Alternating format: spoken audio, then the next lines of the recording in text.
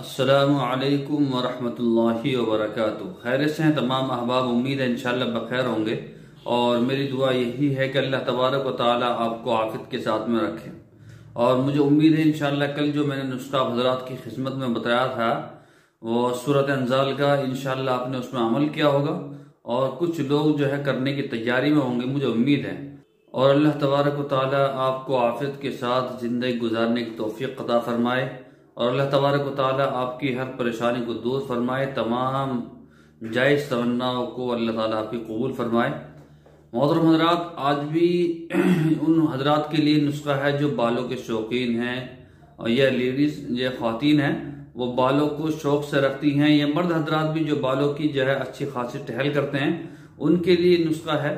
तो उसको सुन लें, इंशाअल्लाह अमल करें, बहुत फ़ायदा होगा और आपकी बालों की जड़ें जो है मजबूत होगी इंशाअल्लाह।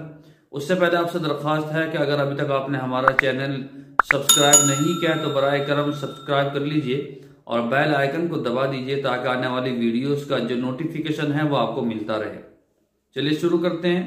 करना क्या है आपको, एलोवेरा जो होता है, घी गंवार, देसी भाषा में बोलते हैं उसको घी गंवार, एलोवेरा, ठीक है। उसका एक हलवा भी आता है, उसका एक जो है जेल भी आता है।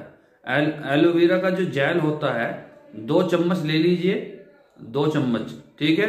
और उसमें नारियल की 2 चम्मच मिला लीजिए और उसको खूब बेहतरीन करके मिक्स कर लीजिए। मिक्स करने के बाद उसको जो है बालों की जड़ों में लगाए, खूब जो है मालिश करें और पूरी रात ऐसे ही लगा रहने दें और सुबह को आप जो है शैम्पू से उसको धो लीजिए, ठीक है। इंशाअल्लाह आप इस अमल को करें, आपके बाल जो गिर गए थे इंशाअल्लाह दोबारा वो जो है पैदा होंगे वहां पर, और जो खड़े हैं वो उनकी जड़ें मजबूत होंगी, लंबे होंगे, काले होंगे, ठीक है। बाल बेहतरीन लंबे होंगे। तो आप जो है इस नुस्खे को ख्वातीन हजरात ज्यादा कर सकती हैं क्योंकि बालों को रखने का शौक उन्हीं को है और लंबे बाल ज्यादा पसंद करती हैं। अल्लाह ताला उनकी खूबसूरती में 4 चांद लगाए और आप जो है इस नुस्खे को इस्तेमाल करें, इंशाअल्लाह बहुत फायदा होगा। दुआओं की दरख्वास्त है। कल फिर मुलाकात होगी नए नुस्खे के साथ। अस्सलामु अलैकुम वरहमतुल्लाहि वबरकातुहू।